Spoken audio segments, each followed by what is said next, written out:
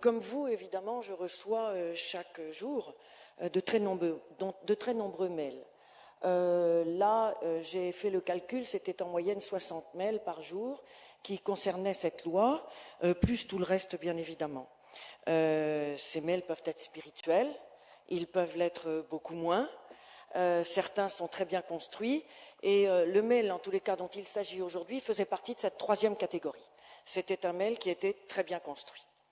Devant les arguments donc, qui étaient donnés par celui qui l'envoyait, j'ai transféré au ministère de la Culture, un peu comme un exemple, et en suggérant le 19 février dernier, en suggérant qu'on s'en inspire pour faire comme un contre-argumentaire à l'attention des députés du groupe.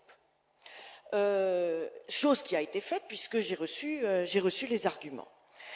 Je dois préciser qu'en aucun cas le mail demandait la confidentialité quant à l'identité.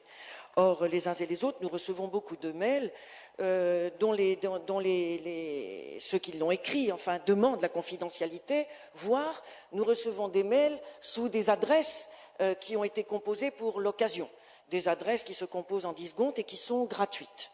Celui-là aurait pu, par exemple, mettre antiadopi@wanadoo.com. Rien n'est plus facile que de faire cette manœuvre.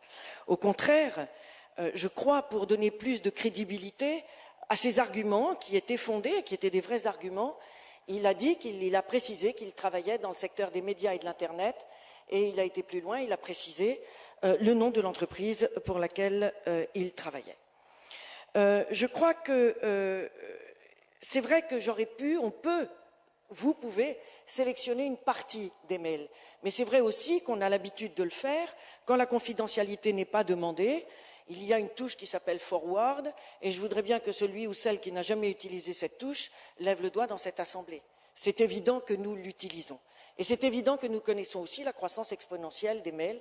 Vous l'envoyez à 2 personnes, puis 10 personnes, puis 30 personnes, et au bout d'une demi-heure, ce sont 500 personnes qui sont au courant. Bien.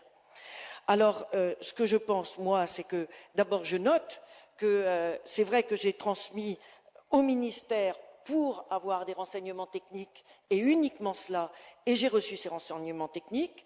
Deuxièmement, je note que la lettre qui a été envoyée par TF1 à l'intéressé date d'il y a 3 semaines, et nous avons été mis au courant cette nuit fortuitement par vous, Monsieur Brard. Je ne savais pas de quoi vous parliez, et comme vous n'êtes pas quelqu'un de malicieux ou de méchant, je me suis dit que j'allais regarder ce qui se passait, mais que je ne savais pas de quoi vous parliez encore hier soir. Donc je note ça aussi. Enfin, la ministre a raison de dire que, et je m'associe complètement à ce qu'elle dit, que ni elle ni moi, je crois, et ni aucun d'ici, ne prétendons intervenir dans la politique salariale d'une entreprise. À chacun son travail, ça n'est pas le nôtre d'intervenir dans la politique salariale de TF1. Je vous remercie.